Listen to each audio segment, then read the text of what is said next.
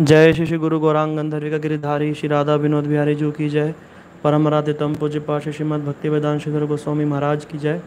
जय नित्य लीला प्रभु विष्णुपाद स्तोत्र श्रीमद भक्ति वेदांत श्री नारायण गोस्वामी महाराज की जय। समस्त रूपानु गुरुवर्ग की जय। सपार्षद गौर नित्यानंद प्रभु की जय। सपार्षद प्रभुपाद की जय। हाँ, निताई गौर प्रेमानंदे हरि हरि बोल। वंदेहम श्री गुरु श्रीयुतपदकमलं श्री गुरु वैष्णवांश श्री रूपम सग्रजातं सहगण रघुनाथान्वितं तं सजीवं साद्वैतं सावधूतं परिजन सहितं कृष्ण चैतन्य देवं श्री राधा कृष्ण पदान् सहगण ललिता श्री विशाखान्वितांश्च अज्ञानतिमिरान्धस्य ज्ञानाञ्जनशलाकया चक्षुरुन्मिलितं येन तस्मै श्रीगुरुवे नमः। वाञ्छाकल्पतरुभ्यश्च कृपासिन्धुभ्येव च पतितानां पावनेभ्यो वैष्णवेभ्यो नमो नमः। वृन्दाय तुलसीदेव्यै प्रियाय केशवस्य च कृष्ण भक्ति प्रदे देवी सत्यवते नमो नमः। श्री कृष्ण चैतन्य प्रभु नित्यानंद श्री अद्वैत गदाधर शिवासादि गौर भक्त वृंद। हरे कृष्ण कृष्ण कृष्ण हरे हरे हरे राम राम राम हरे हरे। आप सभी का स्वागत है गीता शास्त्री कोर्स के पहले दिन में। अभी हम थोड़ा सा कीर्तन कर लेते हैं क्योंकि अभी आज पहला दिन है। सभी लोग जो है वो उसको ज्वाइन कर रहे हैं और थोड़ा टाइम लगेगा। हम लोग 4-5 मिनट थोड़ा सा भगवान का कीर्तन कर लेते हैं।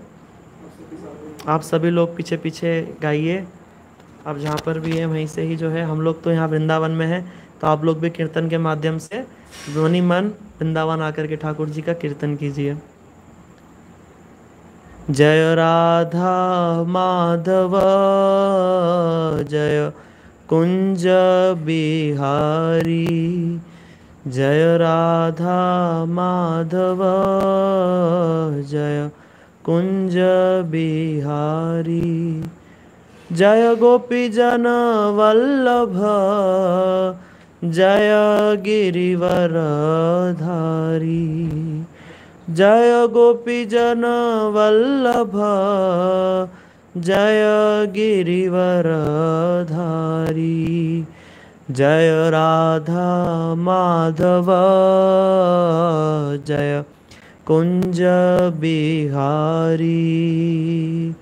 यशोदानंदन ब्रज जन रंजन यशोदानंदन ब्रज जन रंजन।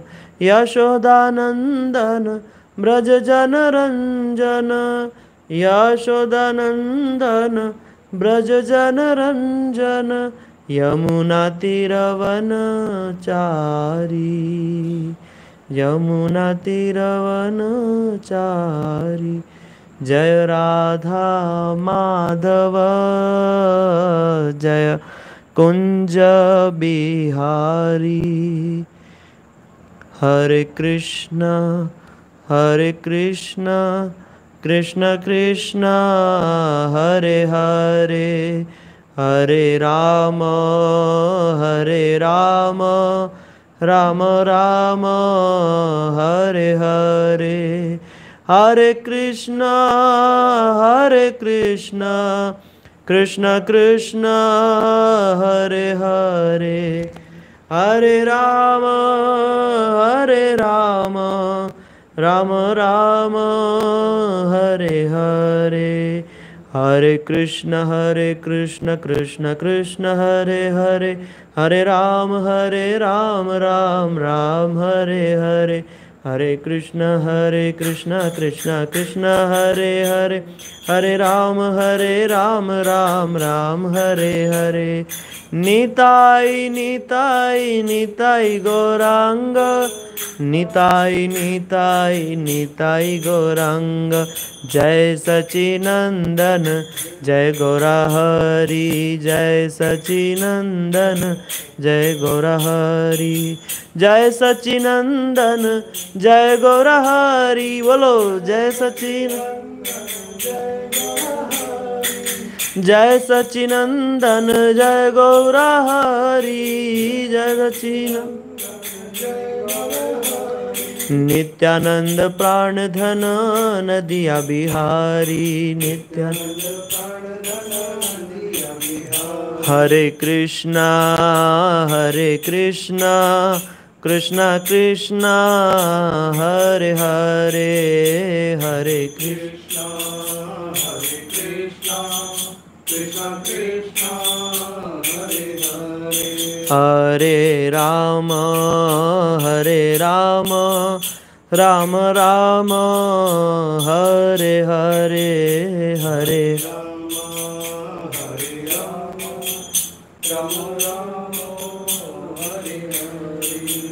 हरि बोल हरि बोल हरि बोल हरि बोल निताई गौर हरि बोल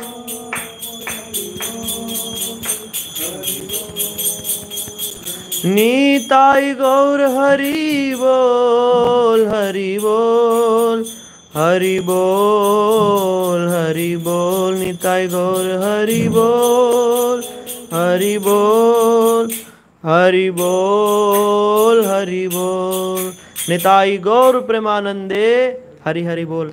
आप सभी लोग जो इस क्लास को अटेंड करने के लिए सब लोग उपस्थित हुए हैं, हम आप सभी का स्वागत करते हैं गीता शास्त्री कोर्स के फर्स्ट डे का।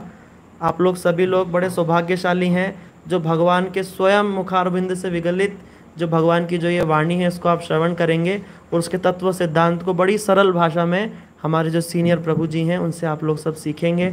आप सभी से प्रार्थना है कृपया इसको ध्यान से सीखें और समझें और औरों को भी जगत में इसको समझाएं। यही भगवान की इच्छा है, यही भी सभी गुरु वैष्णवों की इच्छा है। अभी हम लोग मैं प्रभु जी से रिक्वेस्ट करूँगा सुंदर गोपाल प्रभु से कि वो आएंगे और वो क्लास को स्टार्ट करेंगे। हरे कृष्णा।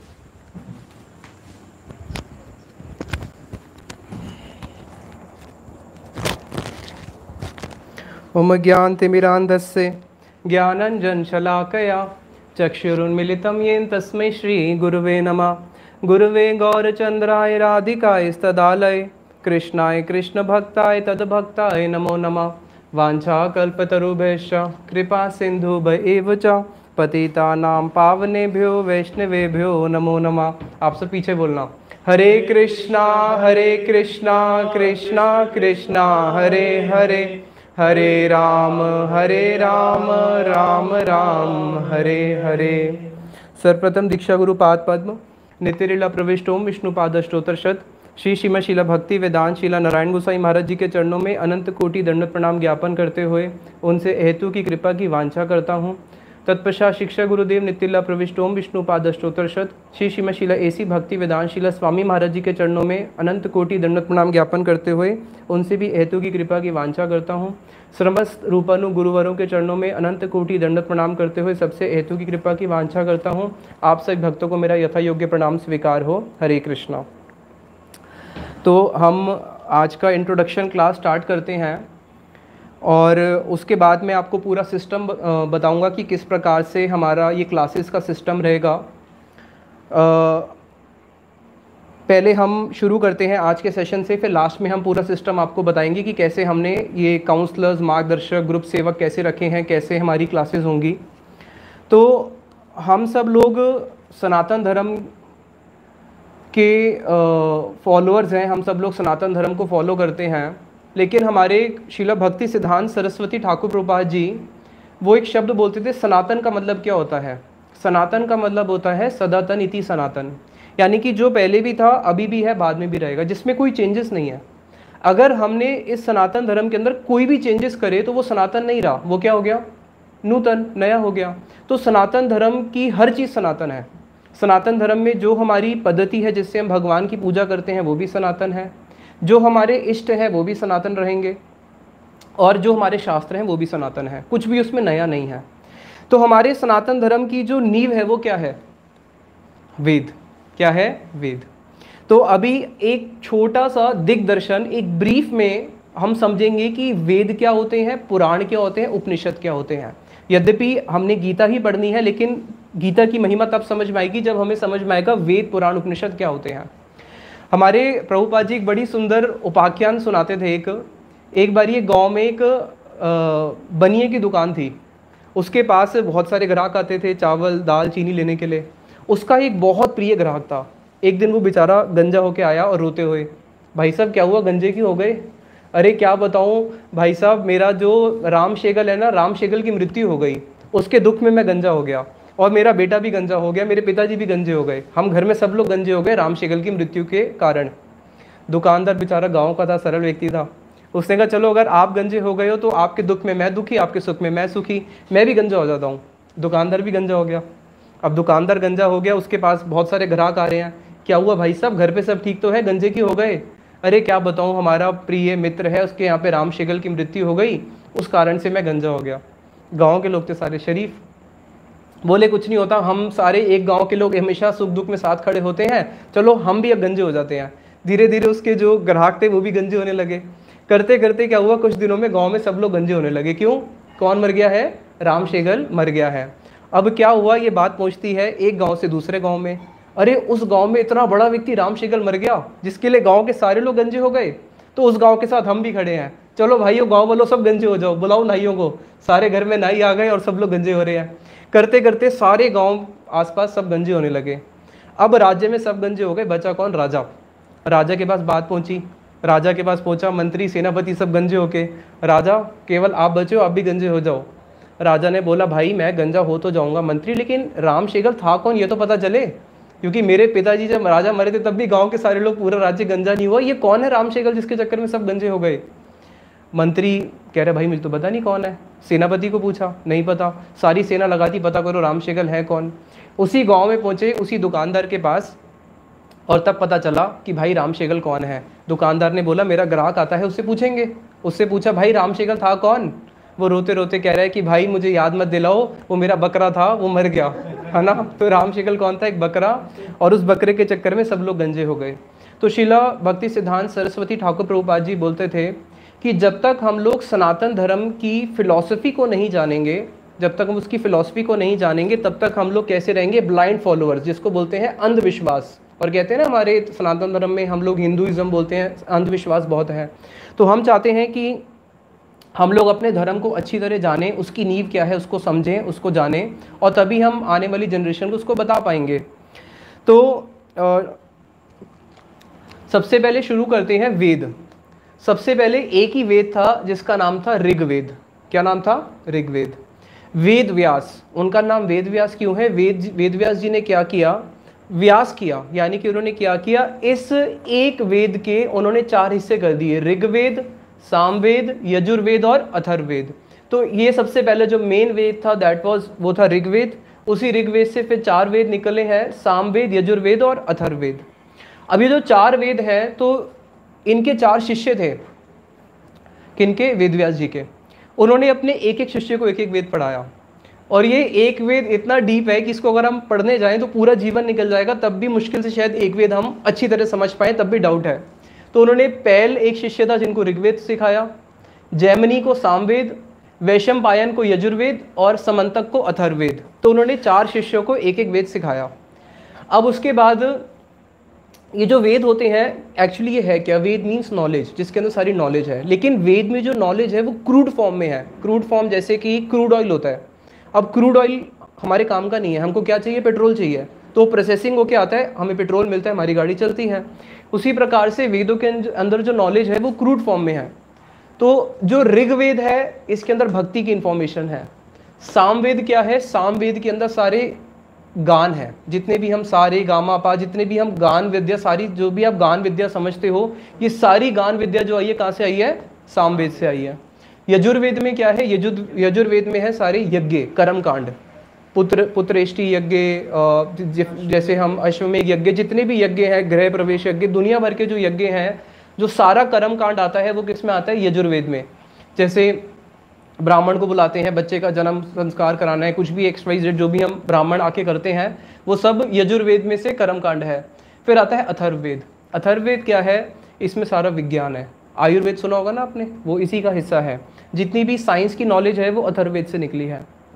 तो ये 4 वेद है। और उसके बाद आते हैं उपनिषद। अब उपनिषद क्या होते हैं, उपनिषद वेदों से ही निकलते हैं जो हमें हेल्प करते हैं उन वेदों को समझने के लिए।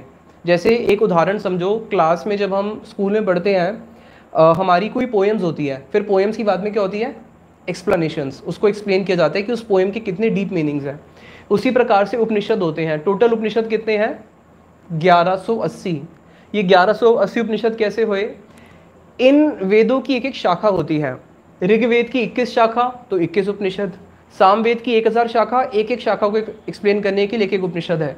तो सामवेद में से 1000 शाखाएं हैं तो 1000 उपनिषद।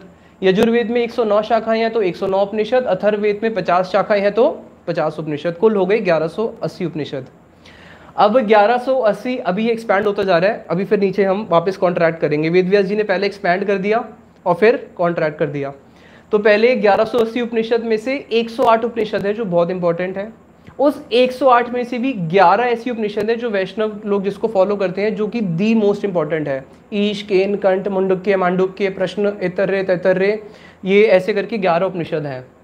तो ये होते हैं सबसे पहले वेद, देन आते हैं उपनिषद और फिर होते हैं उप उपनिषद। उप उपनिषद क्या होता है, उपनिषद का ही एक आगे छोटा हिस्सा, वो ज़्यादा नहीं है, केवल 8 उपनिषद हैं। तो इस सब को क्या बोलते हैं, इस सब को बोलते हैं श्रुति। क्या बोलते हैं, श्रुति। यानी कि श्रुति के अंदर 2 चीज़ें आ गई, मोटा मोटा समझ लो, वेद और उपनिषद आ गए। अब आप लोगों ने नाम सुना होगा पुराण, भागवत पुराण, विष्णु पुराण, पद्म पुराण, स्कंद पुराण, ये नाम सुने होंगे। पुराण, पुराण क्या होते हैं, ये सारा था श्रुति। उसके बाद आता है स्मृति।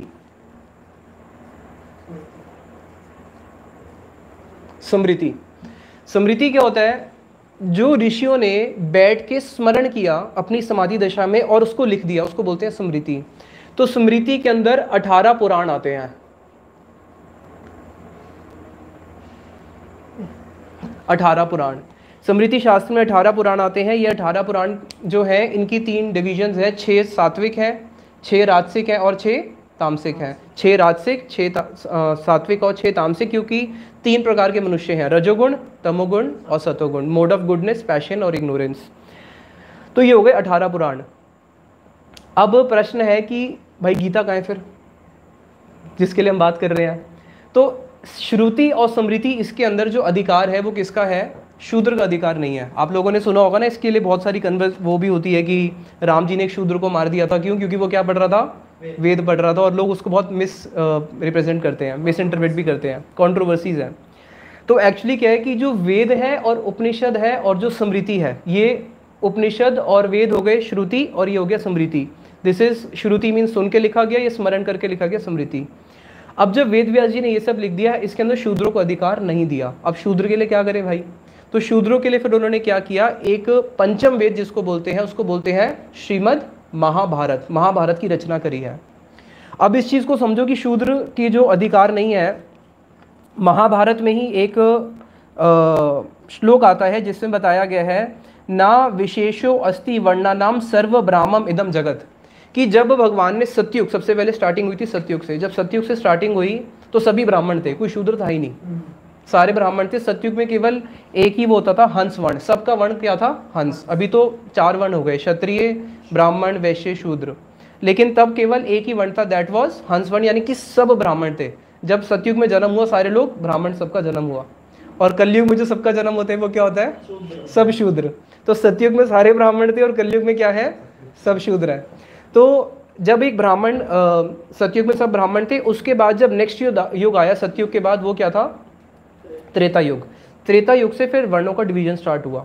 जब एक बच्चा 7-8 साल का हो जाएगा, उसके जो माता पिता हैं वो अपने कुल गुरु को बुलाएंगे। कुल गुरु बच्चे को स्टडी करेगा, बच्चे के गुण को देखेगा कि इसके कैसे गुण हैं, इसके कैसे कर्म हैं। फिर वो बोलेगा कि आपका बच्चा जो है ये ब्राह्मण है, आपका बच्चा क्षत्रिय है, आपका बच्चा वैश्य है। तो ये सब कौन डिसाइड करता है? एक कुल गुरु आके डिसाइड करता था।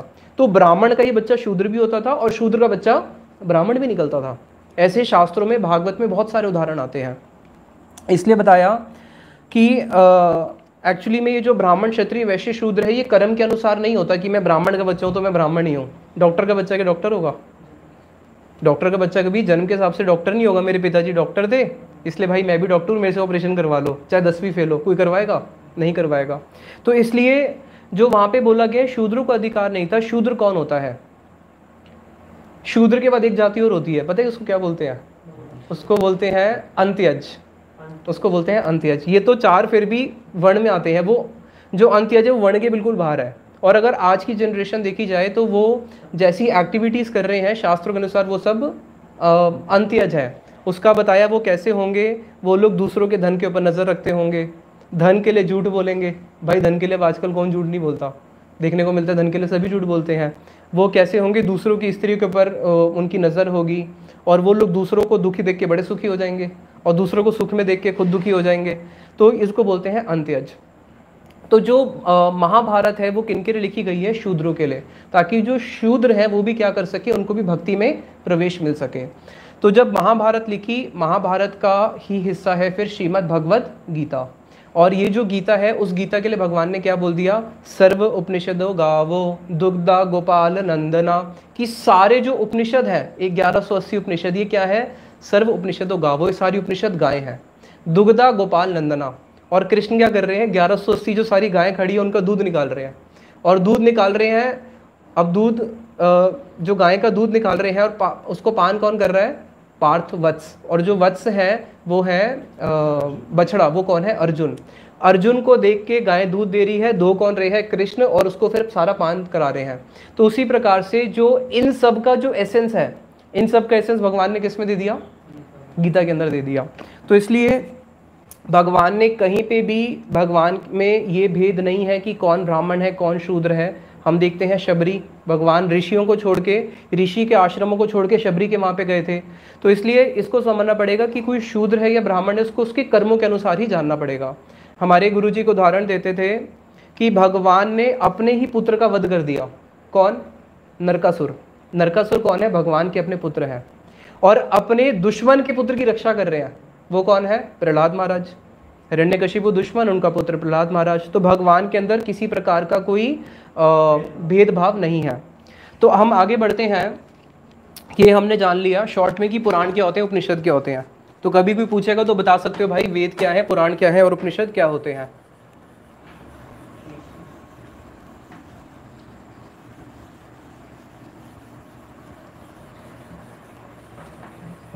अब हम आते हैं जो हमारा मूल विषय है, जो हमने पढ़ना है, जिसके लिए हम लोग आए हैं, जो हमारी गीता क्लास है।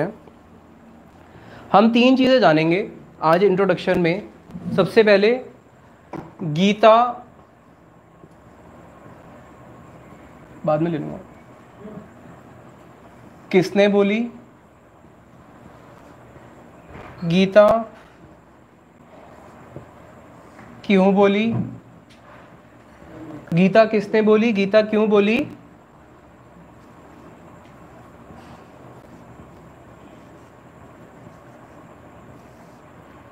और किसको बोली। 3 चीज़ें जाननी है बस।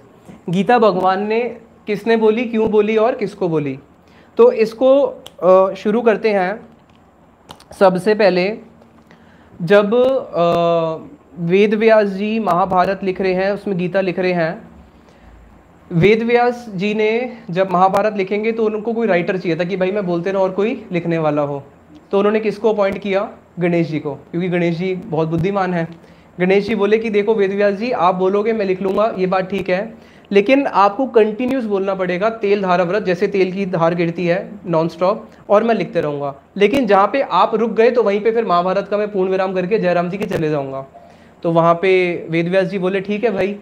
वेदव्यास जी कौन है? वेदव्यास जी हैं साक्षात भगवान ऋषि, यानी कि कृष्ण के ही अवतार हैं। कृष्ण भगवान ने जब ऋषियों के रूप में अवतार लेना है तो किसके रूप में आए? वो वेदव्यास जी के रूप में आए हैं। तो वो उनसे भी ज़्यादा बुद्धिमान है। बोले ठीक है गणेश जी, आपकी शर्त मुझे मंजूर है कि जब तक मैं बोलते रहूँगा आप लिखते रहोगे, जहाँ पे मैं रुक गया आप वहाँ पे पूर्ण विराम डाल दोगे। लेकिन आपको भी जो मैं बोलूँगा उसको समझ के लिखना है। जो मैं बोलूँगा ऐसे सिर्फ रट के लिखना नहीं है, उसको आपने उसका अर्थ समझ के लिखना है। गणेश जी बोले उसमें कौन सी बड़ी बात है, वो तो इतने बुद्धिमान है, मैं समझ के लिख लूँगा। तो वेदव्यास जी क्या करते थे, अब उनको कुछ तो समय चाहिए ना रचना करने के लिए श्लोक, तो वो बीच बीच में कुछ एक ऐसा डिफिकल्ट श्लोक बोलते थे जिसका अर्थ गणेश जी समझ ही ना पाए, यानी कि double meaning, dual meaning. Dual meaning जैसे कि एक उदाहरण, मारो मत जाने दो, क्या मतलब हुआ? मारो मत जाने दो, इसके दो मतलब है। मारो मत जाने दो, अब केवल हल्का सा अगर पेपर पे लिखा हो मारो मत जाने दो, अगर इसको पढ़ने में अगर हम जाए मारो मत जाने दो, यानी कि इसको मारना है, इसको जाने मत दो। मारो मत जाने दो, इसको मारो मत, इसको जाने दो, उल्टा हो जाएगा ना। तो इसलिए बताया कि उन्होंने क्या किया, ऐसे ड्यूल मीनिंग। ओके, तो कहाँ पे रह गए थे हम? Dual meaning. तो कुछ ड्यूल मीनिंग श्लोक है जिसको बोलते हैं व्यासकूट, जिसके अंदर गणेश जी जब लिख रहे हैं तो बीच में उन्होंने कुछ ड्यूल मीनिंग वाले श्लोक बोले, और उसका अर्थ जितनी देर में गणेश जी सोचते थे उसका अर्थ, उतनी ही देर में क्या होगा, जितनी देर में वो अर्थ सोच रहे हैं और वेदव्यास जी को समय मिल गया, वो फिर आगे के श्लोक की रचना कर लेंगे। तो उसमें एक श्लोक आता है जिसने बताया कि स्त्री के दर्शन से आपके पाप खत्म हो जाते हैं, स्त्री का चुंबन करने से आपके पुण्य बढ़ जाते हैं, स्त्री को आलिंगन करने से भगवान प्रसन्न होते। अब गणेश जी सोच गए इसका मतलब क्या है, लेकिन उसका ड्यूअल मीनिंग था, तो वहाँ पे अर्थ था गंगा। गंगा देवी को देखोगे तो देखते दर्शन से क्या होते हैं, गंगा जी के दर्शन से ही आपके पाप खत्म होते हैं। उसका चुंबन करने से यानी कि आचमन लेने से, जब गंगा जी का आचमन लेते हो उससे आपका पुण्य होता है। जब गंगा जी का आलिंगन करते हो यानी कि जब डुबकी मारते हो तो उससे भगवान प्रसन्न होते हैं। गंगा जी में स्नान किया, भगवान के चरणों से निकली है। तो गणेश जी क्या होते थे, कन्फ्यूज़ हो जाते थे, और उस प्रकार से महाभारत में लगभग 8800 व्यासकूट वाले श्लोक हैं, जिसका अर्थ आज तक कुछ ऐसे श्लोक है मिस्ट्रीज ही बने हुए हैं। तो जब उन्होंने महाभारत लिखी उसी का ही एक भीष्म पर्व में आता है भगवद गीता। अब हम इसको जान रहे हैं कि हमारी तीन चीज़ें हमने जाननी है। गीता किसने बोली, क्यों बोली, किसको बोली। गीता के जो वक्ता हैं, अगर आप कभी गीता खोल के देखोगे उसमें क्या लिखा होता है, श्री भगवान उवाचा, और हम लोग बोलते हैं कृष्ण ने भगवान बोली, कृष्ण ने बोली। तो कृष्ण कौन है? सिंपल, कृष्ण ने गीता बोली और कृष्ण के लिए वहाँ पे बोल रहे हैं श्री भगवान उवाचा, तो कृष्ण कौन हो गए? भगवान हो गए। तो इसलिए गीता किसने बोली? गीता बोली भगवान श्री कृष्ण ने। ठीक है, अब यहाँ पे एक बहुत बड़ा डाउट है जिसको हम क्लियर करेंगे कि हम बोल रहे हैं कृष्ण ने ही बोली है गीता, और जो कौन है? भगवान है। अब यहाँ पे अभी हम इस पॉइंट को क्लियर करते हैं। अगर आप हमारी गीता देखोगे, जो इस्कॉन की गीता है उसके ऊपर एक शब्द लिखा हुआ है, गीता एज इट इज। क्या हुआ? ओके, तो अगर आप इस्कॉन की गीता देखोगे उसके ऊपर लिखा हुआ है Gita as it is, Hindi में लिखा हुआ है गीता यथार्थ रूप, यानी कि एज इट इज गीता। अब एज इट इज गीता का अर्थ क्या है? भाई गीता तो गीता है, लेकिन एज इट इज क्यों कह रहे हैं? इस्कॉन फाउंडर आचार्य श्रीला एसी भक्ति वेदांत स्वामी महाराज जी जब वो विदेश में गए थे, तो विदेश में किसी एक विदेशी माता ने उनसे भगवत गीता की कॉपी मांगी, और उस समय शीला स्वामी महाराज जी के पास कोई भी भगवत गीता इंग्लिश में अवेलेबल नहीं थी। जब वो विदेश में गए थे वो भागवत की ट्रांसलेशंस लेके गए थे, इंग्लिश में, गीता की नहीं ले गए थे। तो जब उन्होंने उनसे भगवत गीता की कॉपी मांगी तो शीला स्वामी महाराज जी को बड़ा दुख हुआ कि मेरे पास एक भी ऐसी इंग्लिश में गीता नहीं है जो मैं उसको दे सकूं। और उस समय मार्केट में जितनी भी इंग्लिश गीतास थी उनकी जो कमेंट्रीज थी वो सारी कमेंट्रीज कैसी थी? वो सारी कमेंट्रीज बिल्कुल गलत थी, क्योंकि संस्कृत एक ऐसी लैंग्वेज है जिसमें एक ही शब्द के आप बहुत सारे अर्थ कर सकते हो। पंकज, पंकज का अर्थ क्या होता है? पंक अज, यानी कि कीचड़ से जिसका जन्म हुआ। अब कीचड़ से तो केवल कमल थोड़ी ना, और भी बहुत सारी चीज़ें जन्म होती है। तो उस समय ऐसी उनको एक भी गीता नहीं मिली जो जिसकी कमेंट्री कैसी हो, बिल्कुल एज इट इज़ हो। इसलिए श्रील स्वामी महाराज जी बोलते थे कि इस जगत के लोग क्या करते हैं, अपनी बात को रखने के लिए कृष्ण को ताक पे रख देते हैं, अपनी बात को सिद्ध करने के लिए कृष्ण को ताक पे रख देते हैं कि कृष्ण ने गीता में ऐसे बोला है।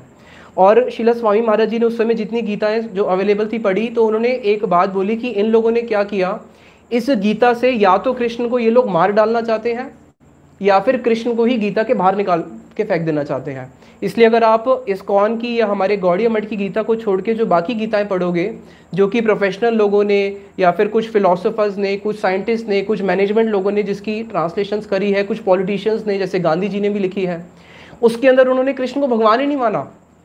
अगर आपको सिंपल सा एक डिफ्रेंशिएट करना है कि गीता ऑथेंटिक है या नहीं है, तो जहाँ पे गीता में भगवान कह रहे हैं ना कई जगहों पे माम, माम मतलब मैं, सिंपल है, अर्जुन तुम क्या करो, माम ही पार्थ व्यापाश्रिता, मेरे चरण आश्रित हो जाओ, मान मना भव मद भक्त, तो अपना मन मुझे दे दो, तुम क्या करो, मध्याजी माम नमस्करू, मेरे को नमस्कार करो। तो जो माम शब्द की व्याख्या है, माम शब्द की व्याख्या अगर कृष्ण लिखी हुई है तो यानी कि गीता ऑथेंटिक है।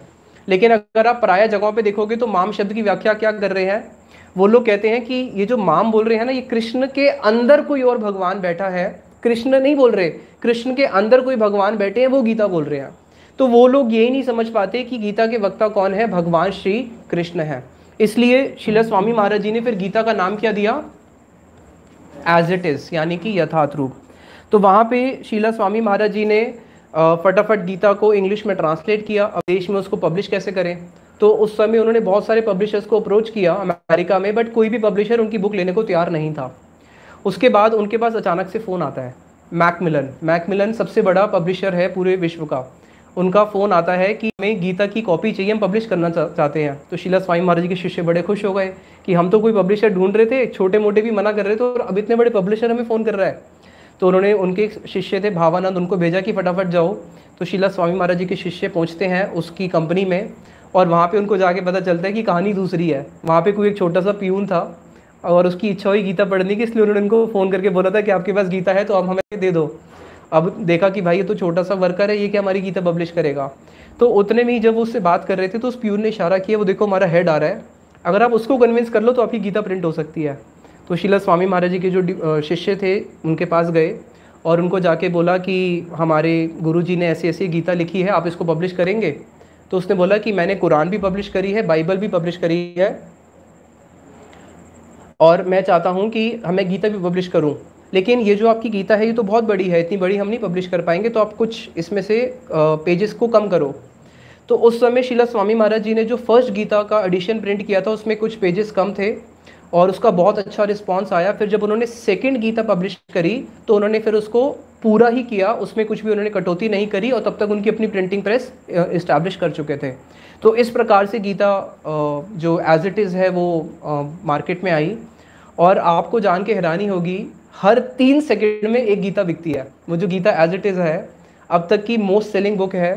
जब उन्होंने प्रिंट करी थी तब से लेकर अब तक 55 करोड़ कॉपीज़ बिक चुकी है, और बहुत सारे लोग जो है उसको पढ़ के भक्ति में आए हैं, बहुत सारे लोग उसको पढ़ के भक्ति में आए हैं। कितने लोग ऐसे हैं जो सुसाइड करने जा रहे थे, हमने कितने ऐसे उदाहरण सुने। एक व्यक्ति उसने गीता ली, होटल में गया, किसी डिवोटी ने उसको ज़बरदस्ती बेच दी। आपने दिल्ली में देखा होगा, लोग जब इस्कॉन मैराथन होता है, गीता मैराथन, लोग रोड पे खड़े होते हैं, गीता बेच रहे होते हैं।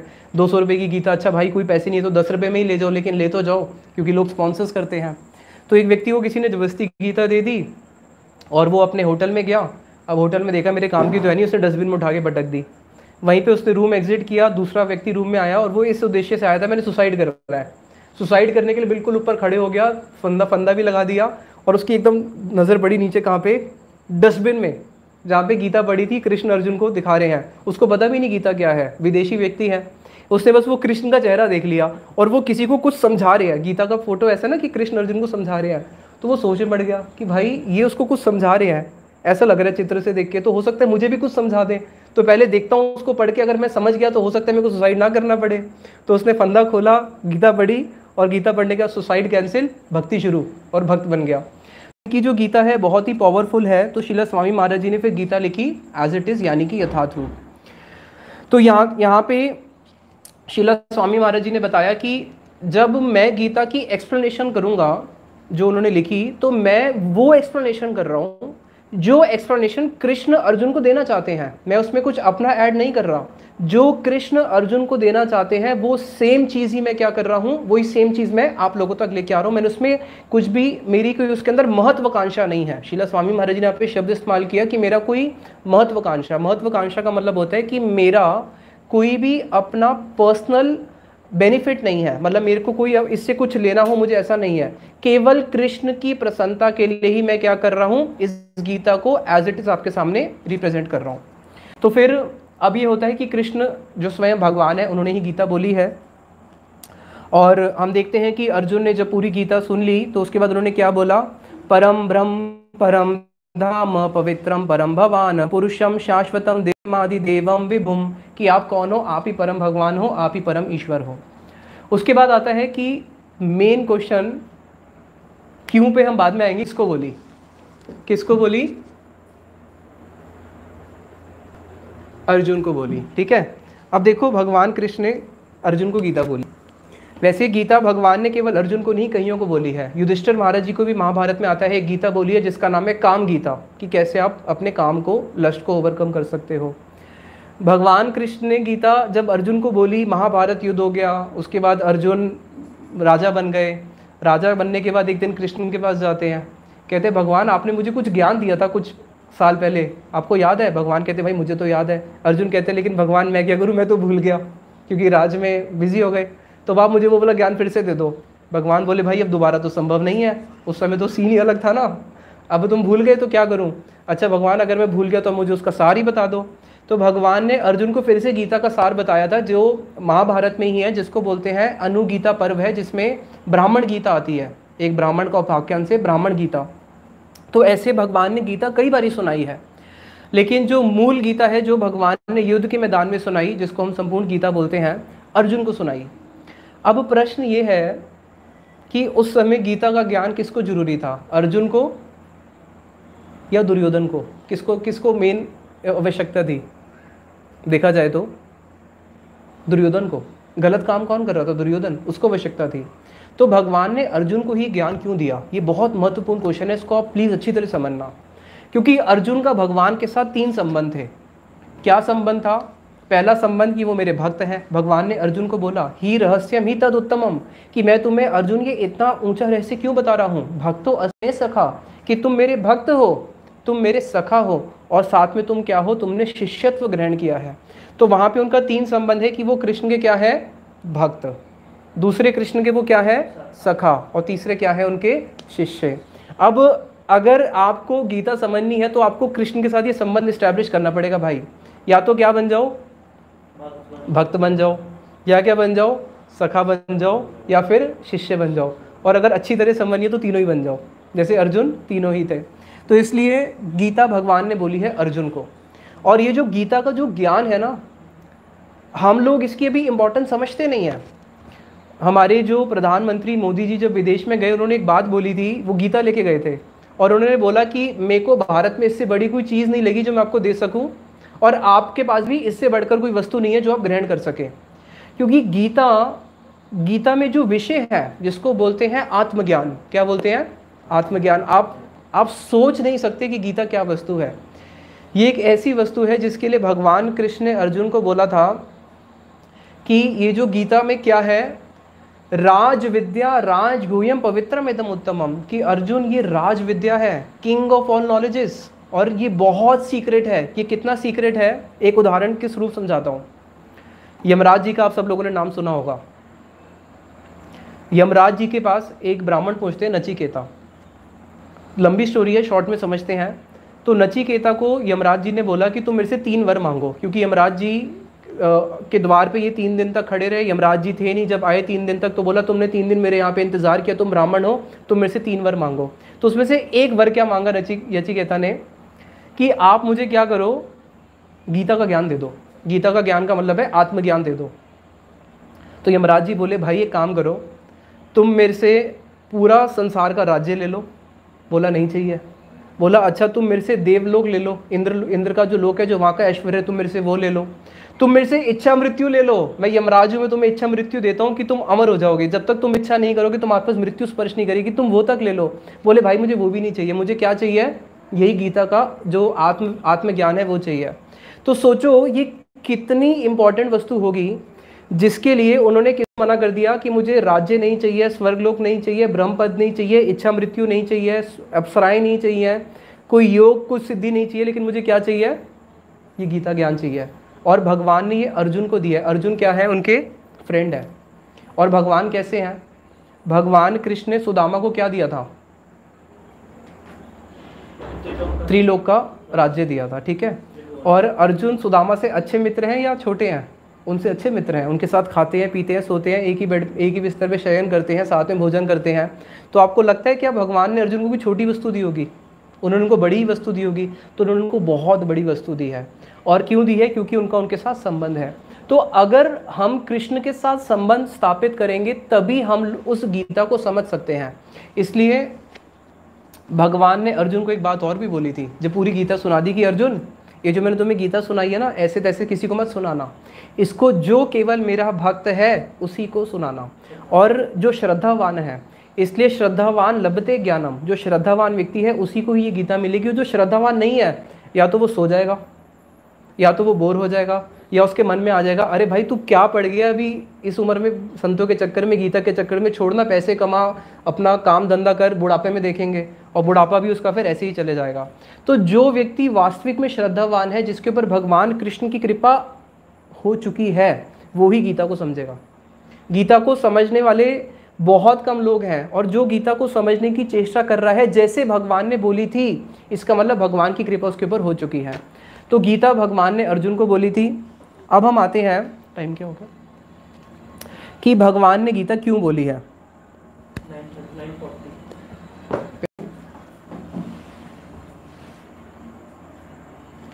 हमारा अब टॉपिक है कि भगवान ने गीता बोली क्यों है। तो देखो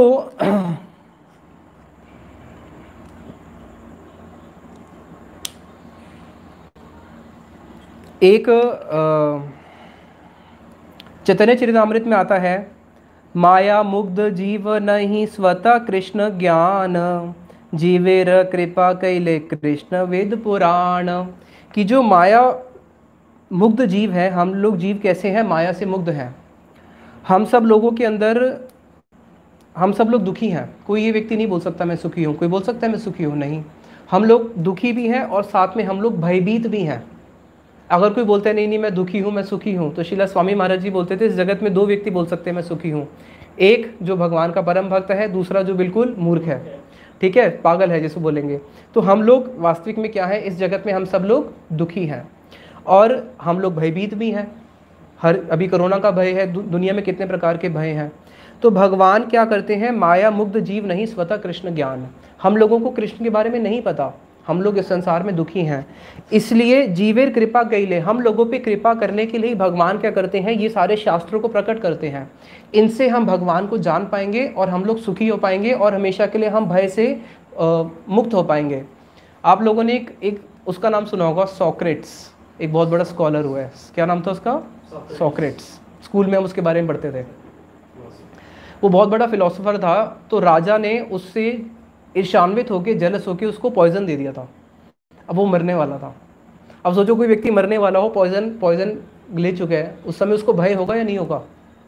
उस समय उसके सारे फॉलोअर्स रोने लगे और वो अपने फॉलोअर्स को डांट रहे, पागल हो तुम, रोते क्यों हो, तुमने गीता नहीं पढ़ी। मैंने गीता पढ़ी है इसलिए मेरे को भय नहीं है। गीता में भगवान कृष्ण क्या कहते हैं, देहिनो अस्मिन यथा देहे कुमारम यौवनम जरा।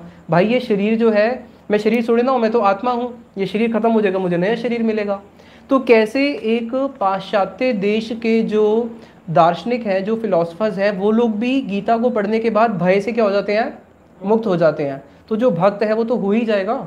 तो भगवान ने जो गीता बोली है इसलिए बोली है ताकि हम लोग भगवान को जान सकें। हम भगवान को भूल चुके हैं, भगवान को जान सकें और कैसे हम लोग एक सुखमय जीवन जी सकते हैं, कैसे हम हमेशा अपने दुखों से बच सकते हैं और सुखी जीवन जी सकते हैं। इसलिए भगवान ने गीता बोली है।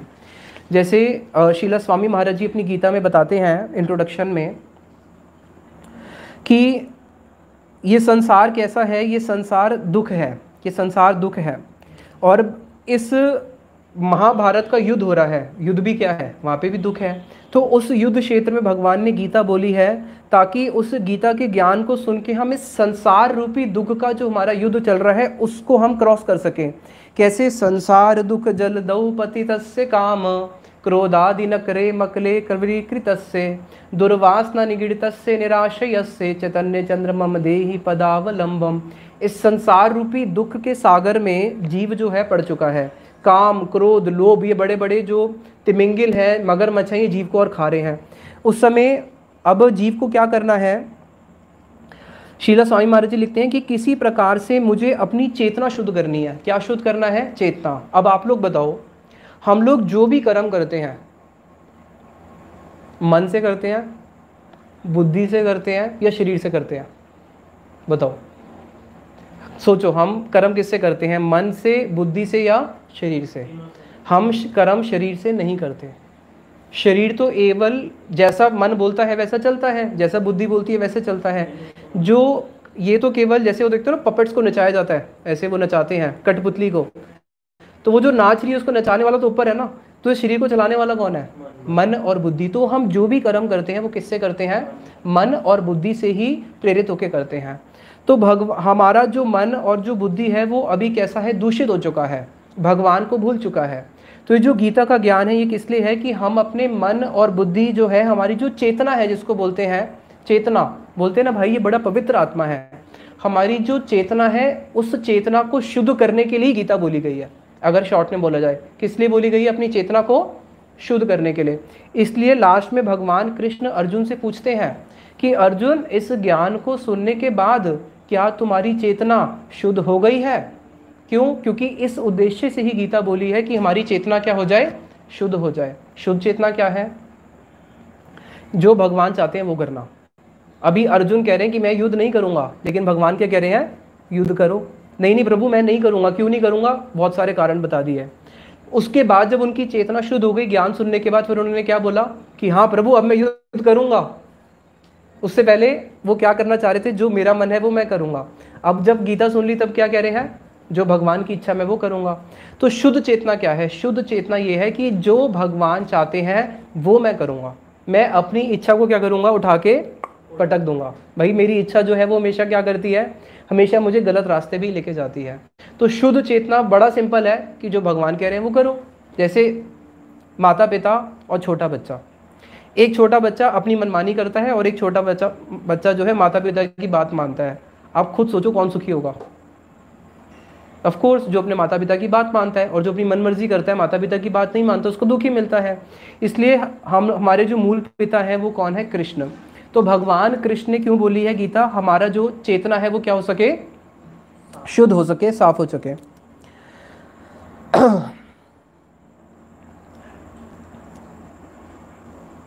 तो अब हमने तीन चीजें जान ली। कृष्ण भगवान ने गीता बोली है, अर्जुन को बोली है, अर्जुन का उनके साथ संबंध है। क्यों बोली है? ताकि हमारी चेतना शुद्ध हो सके और हम जैसा भगवान चाहते हैं वैसे ही हम क्रिया कर सके। अब हम आते हैं कि जब द्वापर का बिल्कुल अंत था, जब भगवान कृष्ण ने गीता बोली थी, उस समय के जो लोग थे वो बिल्कुल शास्त्रों से दूर हो चुके थे, बिल्कुल भोग में हो चुके थे। कोई भोग में था, कोई सांख्य में था, कोई सांख्य योग को फॉलो कर रहा था, यानी कि भगवान को भूल चुके थे। और उस समय भगवान ने गीता बोली, क्योंकि ये गीता का जो ज्ञान है यद्यपि ये पहले से चला हुआ आ रहा है, लेकिन उस समय ये लुप्त हो गया था। तो भगवान क्या करते हैं? जीवेर कारणे आसिया प्रपंचे लीला कैल सुविस्तार। भगवान क्या करते हैं? जीवेरा कारणे, हम जैसे जीवों के लिए भगवान इस जगत में आते हैं और लीला कैल सुविस्तार, अपनी लीलाओं का विस्तार करते हैं। और जो हम भगवान को भूल चुके हैं, बार बार हमें क्या करते हैं? पुनः पुनः स्मरण कराते हैं कि तुम मेरा स्मरण करो और मुझे दोबारा प्राप्त कर लो। इसलिए करम बंद ज्ञान अंध आवेशे मानव अंध, ताहे कृष्ण करुणा सागर, कृष्ण क्या है, करुणा के सागर हैं, बहुत करुणा वाले हैं, जीवों पे कृपा करते हैं। देखते हैं कि ये जीव मुझे भूल चुका है, कोई कर्म में अंधा हो रहा है तो कोई ज्ञान में अंधा हो रहा है, इसलिए हम जीवों के ऊपर कृपा करने के लिए भगवान क्या करते हैं, बार बार अपनी वाणी को लेके आते हैं। इसलिए बताया भगवान श्री कृष्ण की जो कृपा है वो 4 माध्यम से होती है। उनकी वाणी यानी कि शास्त्र, भगवान हम पे ही कृपा करने के लिए फिर क्या करते हैं, साधु गुरु को भेजते हैं। तो ये साधु गुरु जो हमारे सामने आते हैं ये कौन है, ये भगवान कृष्ण की मानो कृपा ही तुम्हारे पास चल के आई है। उसके बाद भगवान का नाम, ये भी क्या है, भगवान की ही कृपा हमारे पास आती है, और भगवान का श्री विग्रह। तो भगवान हम जैसे जीवों पे कृपा करने के लिए ही इस गीता की वाणी को क्या करते हैं, हमारे जीवन में लेके आते हैं। अब देखो हमें क्या करना है, मोटा मोटा समझ गए कि हमें अपनी चेतना शुद्ध करनी है। भगवान पहले दुर्योधन के पास गए, दुर्योधन को बोला भाई देख युद्ध मत कर, तू एक काम कर, पूरा राज्य यद्यपि किसका बनता है, पांडवों का बनता है, देखो पूरा राज्य नहीं देना, ठीक है भाई तू पूरा मत दे, आधा दे दे। चल देखो आधा भी नहीं देना, तू 5 गांव दे दे, 5 गांव तो दे सकता है। देखो 5 गांव भी अगर अच्छे वाले गांव नहीं देने भाई, गंदे गांव दे दे, कोई ऐसे गांव दे दे जहाँ की चाहे बंजर भूमि हो, कुछ तो दे दे, रेगिस्तान ही दे दे। लेकिन दुर्योधन ने क्या बोला, अपनी इच्छा चला रहा है, भगवान की इच्छा चलाता नहीं कि हे केशव हे माधव आप 5 गांव की क्या बात करते हो, मैं तो एक सुई के नोक जितनी भी जगह देने वाला नहीं हूँ। अब वहाँ पे उसने क्या करा, भगवान की इच्छा नहीं मानी, और पांडव क्या कर रहे हैं, भगवान की इच्छा मान रहे हैं। और तो वहाँ पे भगवान ने बोला ठीक है भाई ऐसी बात है तो फिर तो युद्ध होना ही है। तो वहाँ पे जब केशव को, कृष्ण को जब उसने बंदी बनाने की चेष्टा करी तो भगवान ने अपना पूरा विश्व रूप प्रकट कर दिया। यद्यपि भगवान ने विश्व रूप अर्जुन को भी दिखाया था, लेकिन अर्जुन से पहले किसको दिखाया था, पूरी सभा में दुर्योधन ने भी देखा। और तब जब भगवान ने विश्व रूप अपना प्रकट किया तो वहाँ पे केवल भीष्म पितामह विदुर जो भक्त हैं वो ही देख पाए, लेकिन जो बाकी सारे जो कौरव थे वो नहीं देख पाए, उनकी आंखें पूरी वो हो गई और उनको कुछ दिख रहा है कि भगवान का विराट रूप है, लेकिन स्पष्ट नहीं दिख पा रहे। तो भगवान ने अपनी जो इच्छा है, हमें क्या करना है, भगवान की इच्छा को पालन करना है। अब भगवान की इच्छा को पालन करने के लिए अपनी चेतना शुद्ध करनी है। तो चेतना शुद्ध करने के लिए 2 तरीके हैं। आपने कहावत सुनी होगी, क्या है वो, लातों की भूत बातों से नहीं मानते, ठीक है। अब भगवान ने तो उसको बातों से मनाया, वो नहीं माना, तो फिर भगवान के पास 2 चीज़ें हैं। एक तो भगवान के मुख से बड़ा सुंदर गीत निकल रहा है, इसलिए हो गया गीता, क्योंकि भगवान ने गाया। भगवान ने गाया का मतलब क्या है, कथम गानम गमनम नृत्यम, कि भगवान जो भी बोलते हैं वो गान है। अगर लड़ाई भी कर रहे हैं ना, और भगवान अगर मानो लड़ाई भी कर रहे हैं, क्रोध भी कर रहे हैं, तो वो भी क्या है, गान है। भगवान के मुख से सब गान निकलता है। भगवान चलते हैं, उनका चलना भी क्या है, नृत्य है। तो भाई सिंपल सी बात है कि आपको अपनी चेतना तो शुद्ध करनी पड़ेगी। या तो गीता के ज्ञान से कर लो जैसे अर्जुन ने करी, नहीं तो भगवान के पास दूसरा अस्त्र भी है, वो क्या है, चक्र, सुदर्शन। तो भगवान 2 ऑप्शन देते हैं, या तो भाई मेरा गीता ज्ञान सुनो और अपना चित्त शुद्ध कर लो, नहीं तो मेरा क्या है, चक्र। और उनके भक्तों के पास भी बहुत सारे अस्त्र हैं। तो अर्जुन ने भी फिर क्या किया, सबको वहाँ पे शुद्ध किया ना, अपने धनुष बाण से सबको शुद्ध किया ही। तो इसलिए हमारा मूल प्रयोजन है कि हमें इस गीता ज्ञान को जान के अपने चित्त को शुद्ध करना है। अब हम आगे जानते हैं कि बेसिकली गीता के 2 प्रकार के रीडर्स हैं। गुरुदेव बताते हैं गीता के 2 प्रकार के रीडर्स हैं, एक है स्थूलदर्शी, एक है सूक्ष्मदर्शी। स्थूल और सूक्ष्म। जो स्थूलदर्शी गीता के रीडर्स हैं वो क्या करते हैं, गीता उठाते हैं, कड़कड़ कड़कड़ पढ़ते हैं, अरे वाह गीता में लिखे कर्म करो। तो भाई गीता में भगवान क्या बोल रहे हैं, कर्म करो। हमने तो गीता पढ़ ली, गीता में लिखे कर्म करो। क्या कर्म करते हो भाई साहब, सुबह उठते हैं जी, चाय पीते हैं, अखबार पढ़ते हैं, गीता में तो लिखा है क्या करना चाहिए, कर्म करना चाहिए। उसके बाद ऑफिस जाते हैं, भाई आप भगवान की भक्ति करते हो, हाँ हाँ भक्ति तो कर रहे हैं, क्या कर रहे हैं, ये भक्ति तो है, भगवान ने बोला कर्म करो। उसके बाद ऑफिस जाते हैं, ऑफिस से आने के बाद फिर थक जाते हैं, थकने के बाद फिर क्या कहते हैं, फिर खाते हैं पीते हैं, फ़ोन पे बातें करते हैं, फिर टीवी देखते हैं और फिर रात को सो जाते हैं। तो उन्होंने गीता पढ़ने के बाद क्या निष्कर्ष निकाला, भगवान ने बोला कर्म करो और हम यही कर्म कर रहे हैं, और यही हमारी पूजा है। क्या पूजा है, हमारा न्यूज़पेपर पढ़ना हमारी पूजा, हमारे चाय पढ़ना हमारी पूजा, हमारा ऑफिस में जाना हमारी पूजा। अगर मेरा चावल बेचने का काम है तो मैं चावल बेचूंगा, दाल बेचूंगा, यही मेरा कर्म है और यही मेरी पूजा है। तो ये लोग होते हैं स्थूलदर्शी, जिन्होंने गीता को पूरा नहीं पढ़ा। इसलिए श्रील स्वामी महाराज जी बोलते हैं, जो व्यक्ति गीता के एक अंश का पालन करता है और बाकी अंश को त्याग देता है, उसने गीता का पालन नहीं किया। गीता का पालन तब होगा जब आप उसके पूरे अंश का पालन करोगे। और दूसरे होते हैं सूक्ष्मदर्शी। सूक्ष्मदर्शी कौन होते हैं, जैसे अर्जुन थे। अर्जुन क्या थे, कृष्ण के सखा, भक्त या शिष्य। तो अब आप लोग सोचो कि आप कौन से रीडर बनना चाहते हो। आप स्थूलदर्शी गीता पढ़ना चाहते हो या सूक्ष्मदर्शी? तो हमारे जो गुरु वर्ग है वो सब कौन है? सूक्ष्मदर्शी। और उन्होंने गीता कैसे पढ़ी है? सूक्ष्मदर्शी। तो इसलिए हम लोग गीता कैसे पढ़ेंगे? सूक्ष्मदर्शी। तो इसलिए अब हम, टाइम क्या हो गया? क्या हुआ? 5 मिनट। ठीक है, तो हम नेक्स्ट बारी शुरू करेंगे। आज तो भूमिका में ही रह गया, गीता का इंट्रोडक्शन हो ही नहीं पाया। ये जो गीता है, इस गीता की जो एक्सप्लेनेशन है, संस्कृत में गीता है, इसकी जो एक्सप्लेनेशन है वो हमारे पास 2 मेन एक्सप्लेनेशन है। एक है श्रीला बलदेव विद्याभूषण पाद जी की, बलदेव विद्याभूषण जी की एक एक्सप्लेनेशन है जिन्होंने गीता के ऊपर एक्सप्लेनेशन लिखी है, और कमेंट्री जिसको बोलते हैं। और इन्हीं के एक गुरु है जिनका नाम है श्रीला विश्वनाथ चक्रवर्ती ठाकुर।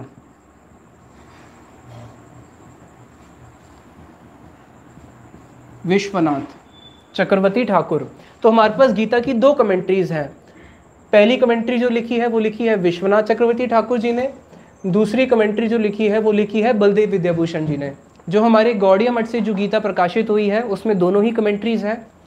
इनकी जो कमेंट्री है वो बहुत डीप है। और जो इस्कॉन की जो गीता है जिसका ट्रांसलेशन श्रीला एसी भक्ति वेदांत स्वामी महाराज जी ने किया है, उन्होंने बलदेव विद्याभूषण जी की जो ट्रांसलेशन है उसके बेस पे किया है। तो हम जो अभी गीता पढ़ेंगे, जो हमारी क्लासेस स्टार्ट होंगी, इसमें हम दोनों की ही एक्सप्लेनेशन पढ़ेंगे। श्रीला बलदेव विद्याभूषण जी की भी एक्सप्लेनेशन पढ़ेंगे और विश्वनाथ चक्रवर्ती ठाकुर जी की भी एक्सप्लेनेशन पढ़ेंगे।